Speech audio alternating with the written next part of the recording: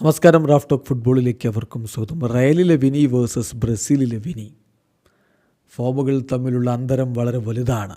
റയലിൽ കളിക്കുമ്പോൾ പുലിയാകുന്ന വിനിയെ ബ്രസീലിൽ കളിക്കുമ്പോൾ അങ്ങനെ കാണുന്നില്ല എന്നുള്ള വിമർശനങ്ങൾ നമ്മൾ പലപ്പോഴും കേൾക്കുന്നതാണ്, കാണുന്നതാണ്. നാളെ ബ്രസീൽ ഉറുഗ്വായ്ക്കെതിരെ കളിക്കാനിറങ്ങുമ്പോൾ, നാളെ എന്ന് പറഞ്ഞാൽ ഇന്ന് രാത്രി തന്നെയാണ് ബ്രസീലിൽ മത്സരം. നമുക്ക് ഇന്ത്യൻ സമയം പറയുമ്പോൾ നാളെ രാവിലെ 6:15 ആ മത്സരത്തിന് വേണ്ടി ബ്രസീൽ കളിക്കാനിറങ്ങുമ്പോൾ വിനി എന്തായാലും ബ്രസീലിൻ്റെ മുന്നേറ്റ നിരയിലുണ്ടാകും. വിനിയെക്കുറിച്ച് ഇന്നലെ പ്രീ മാച്ച് പ്രസ് കോൺഫറൻസിൽ കോച്ച് ഡൊറിവാൾ ജൂനിയറോട് മാധ്യമപ്രവർത്തകർ ഇത് തന്നെയാണ് ചോദിക്കുന്നത്. റയലിലെ വിനിയുടെ ഫോമും ദേശീയ ടീമിലെ വിനിയുടെ ഫോമും അതിനെക്കുറിച്ച് എന്തു പറയുന്നു എന്ന്. അദ്ദേഹത്തിൻ്റെ മറുപടി, ഞാൻ വിശ്വസിക്കുന്നത് ക്ലബിൽ കാര്യങ്ങൾ കുറച്ചുകൂടി നല്ല രൂപത്തിലായിരിക്കും, മോർ കോമ്പാക്റ്റ് ആയിരിക്കും, ഓർഗനൈസ്ഡ് ആയിരിക്കും. ദേശീയ ടീമിനേക്കാൾ കൂടുതൽ ക്ലബ്ബുകൾ അങ്ങനെയാണ്, ക്ലബ് ടീമുകൾ അങ്ങനെയാണ്. ഇപ്പോൾ ദേശീയ ടീം ഏറ്റവും മികച്ച രൂപത്തിൽ കൺസിസ്റ്റൻ്റ്ലി കളിച്ചുകൊണ്ടിരുന്നത് ഞാൻ കണ്ടിട്ടുള്ള ബ്രസീലിയൻ ടീമിൻ്റെ കാര്യത്തിൽ 1982 വേൾഡ് കപ്പ് വരെയുള്ള ടീമിനെയാണ്. ഞാനത് കൃത്യമായിട്ട് ഓർക്കുന്നു. ബിഗ് ഗെയിമുകൾ, ഫ്രണ്ട്ലി മത്സരങ്ങളൊക്കെ ഓരോ മാസവും ടീം അന്ന് കളിച്ചുകൊണ്ടിരുന്നു. അങ്ങനെ ദേശീയ ടീം ഒരു ഉയർന്ന സ്റ്റാൻഡേർഡ് മെയിൻറ്റെയിൻ ചെയ്തു.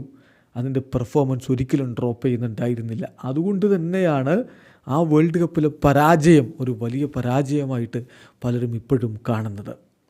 ഞാനിതിനെ ഈ രൂപത്തിലാണ് കാണുന്നത്. കളക്റ്റീവ്ലി എല്ലാ ടീമുകളും ഡിഫറൻ്റാണ്. ദേശീയ ടീമുകൾ വ്യത്യസ്തമാണ്. ഇപ്പോൾ പ്ലെയേഴ്സിനെ നമ്മൾ എടുത്തു നോക്കുമ്പോൾ ക്ലബ് ഫുട്ബോളിൽ അവർക്ക് വ്യത്യസ്തമായിട്ടുള്ളൊരു ക്യാരക്ടറിസ്റ്റിക് ഉണ്ട്. അവർക്ക് കൃത്യമായിട്ടുള്ള ഒബ്ലിഗേഷൻസ് ഉണ്ട്. അവർക്ക് കളിക്കാനുള്ള കണ്ടീഷൻസ് അവർ ക്രിയേറ്റ് ചെയ്യുന്നു. അതനുസരിച്ചാണ് അവിടെ താരങ്ങൾ കളിക്കുന്നത്. അതിപ്പോൾ മെസ്സിയുടെ കാര്യം മാത്രമല്ല, മെസ്സി അങ്ങനെ കളിക്കുന്നു എന്ന് നമ്മൾ പറയുമ്പോൾ മെസ്സിയുടെ കാര്യം മാത്രമല്ല, മറ്റ് ബ്രസീലിയൻ താരങ്ങളും അങ്ങനെയൊക്കെ തന്നെയല്ലേ കളിച്ചു പോയിട്ടുള്ളത്. വിനിയുടെ കാര്യത്തിലും ഞാൻ അങ്ങനെയാണ് കാണുന്നത്. ക്ലബ് ഫുട്ബോളിൽ കാര്യങ്ങൾ കുറച്ചുകൂടി കോമ്പാക്റ്റ് ആവും. സോ അദ്ദേഹത്തിൻ്റെ അവിടുത്തെ ഫോം കൂടുതൽ മികച്ചതായി നിങ്ങൾക്കൊരു പക്ഷെ തോന്നാം. ഇവിടെ ദേശീയ ടീമിലേക്ക് വരുമ്പോൾ വ്യത്യസ്തവുമാവാം എന്നാണ് ഇപ്പോൾ കോച്ച് പറയുന്നത്. അത് നോർമലാണെന്ന് തന്നെയാണ് അദ്ദേഹം പറയുന്നത്. അദ്ദേഹം പറയുന്നതിലെ കാര്യം, അന്തസത്ത എന്ന് പറയുന്നത്, ക്ലബ് ഫുട്ബോളിൽ കൂടുതൽ കാലം അവരൊരുമിച്ചുണ്ട്, താരങ്ങൾ അവരൊരുമിച്ച് വർക്ക് ചെയ്യുന്നു. അതേസമയം അന്താരാഷ്ട്ര ഫുട്ബോളിന് വേണ്ടി മാസത്തിലൊരിക്കൽ അവരൊത്തുകൂടുകയാണ്. സോ ട്രെയിനിങ് ക്യാമ്പും മറ്റുമൊക്കെ വ്യത്യാസമാണ്, അറ്റ്മോസ്ഫിയർ വ്യത്യാസമാണ്, കൂടുതൽ ഓർഗനൈസ്ഡാണ് ക്ലബ് ഫുട്ബോൾ. സോ അവിടെ കൂടുതൽ മികച്ച പ്രകടനം നടത്തുക എന്നുള്ളത് സ്വാഭാവികമാണ്. ഇപ്പോൾ മെസ്സിയുടെ കാര്യത്തിൽ തന്നെ നോക്കുക. നേരത്തെ ഒന്നും അദ്ദേഹത്തിന് അർജൻറ്റീൻ ദേശീയ ടീമിനോടൊപ്പം കിരീടമുണ്ടായിരുന്നില്ല. 2022 മുതലാണ് അത് സംഭവിക്കുന്നത്. ശരിയാണ്, 2014 വേൾഡ് കപ്പിൽ അദ്ദേഹം മികച്ച പ്ലെയറായിട്ട് തിരഞ്ഞെടുക്കപ്പെടുകയൊക്കെ ചെയ്തിരുന്നു. പക്ഷേ കിരീടത്തിലേക്ക് പോകാൻ എന്തുകൊണ്ടോ കഴിഞ്ഞിരുന്നില്ല. ആ ഘട്ടത്തിൽ അർജൻറ്റീനയിൽ നിന്ന് തന്നെ വലിയ വലിയ വിമർശനങ്ങൾ അദ്ദേഹത്തെ തേടിയെത്തി. മെസ്സി ഇപ്പോഴും അത് പല ഇൻ്റർവ്യൂകളിലും പറയാറുണ്ട്. ഞാൻ അങ്ങനെ അനുഭവിച്ചൊരു കാലമുണ്ട്, അർജൻറ്റീനയിൽ നിന്ന് തന്നെ വലിയ വിമർശനങ്ങൾ വന്നൊരു കാലമുണ്ട്.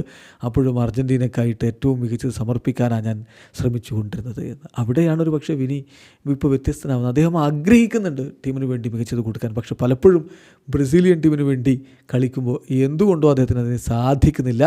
ഇപ്പോൾ വരും മത്സരങ്ങളിൽ അതിന് കഴിയുമോ കാത്തിരുന്ന് കാണാം. വീഡിയോ അവസാനിക്കുന്ന ഫുട്ബോൾ ലോകത്തെ കൂടുതൽ വിശേഷങ്ങളുമായി റാഫ് ടോക്സിൽ എത്താം.